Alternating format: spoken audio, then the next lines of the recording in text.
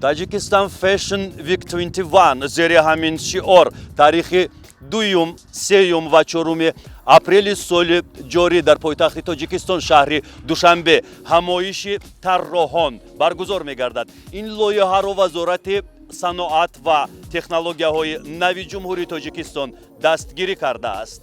ғайр аз сабқати тарроҳон дар рӯзи нахуст яъне 2 апрел ситораи эстрадаи Тоҷик Нигина Амонқулова дар ин чорабинӣ баромад мекунад.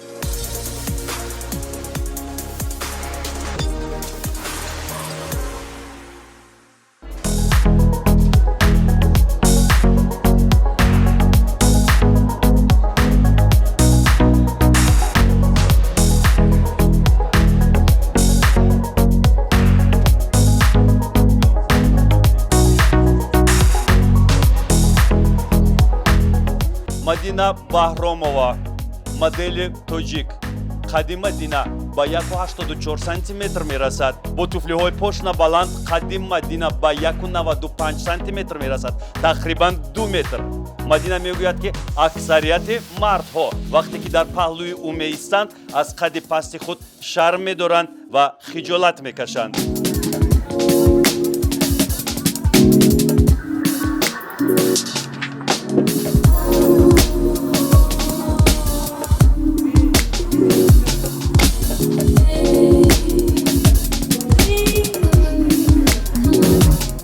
В этом году я представляю почти то же самое, что и в прошлом году. В прошлом году коллекция называлась «Арусак», но в этом году я сделал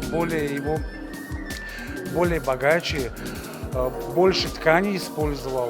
В общем, огромное количество тканей, огромное количество камней в этой коллекции, поэтому оно будет намного шикарнее, чем в прошлом году.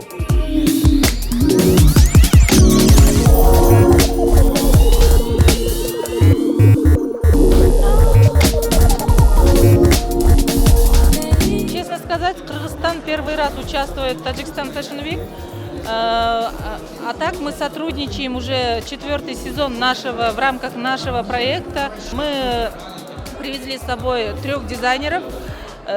Наши дизайнеры покажут коллекции в стиле неофольклор, этношик и традиционной одежды.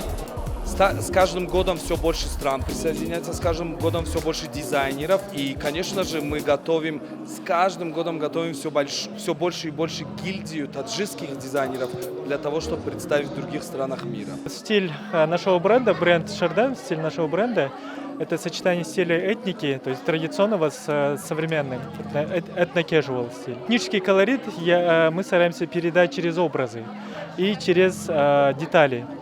Детали ручной работы, это, как правило, аксессуары.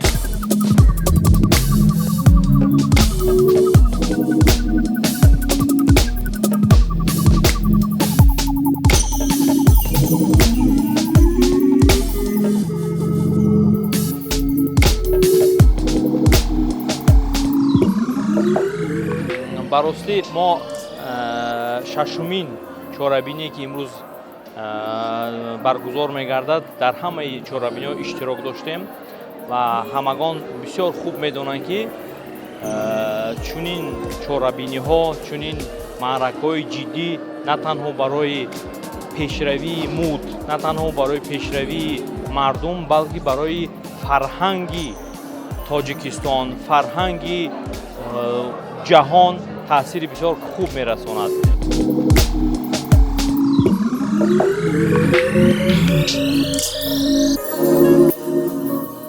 дар рӯзи 3 апрел яъне рӯзи 2 ин ҳамоиш Мадина Ақназарова хотири меҳмононро шод месозад ва дар рӯзи ҷамъбастӣ ситораи номдори эстрада Сафар Муҳаммади Рустам ба истиқболи меҳмонҳо мебарояд. дар доираи ин лоиҳа тарроҳон қувваозмоӣ накарданд, фақат маҳсули дасти худро ба маърази тамошо гузоштанд, вале аз рӯи гуфти дастандаркорони Fashion Week дар соли оянда сабқат миёни тарроҳон сурат мегирад ва мавзӯи сабқатро онҳо 6 моҳ қабл аз баргузории мавсими 7 эълон хоҳанд кард.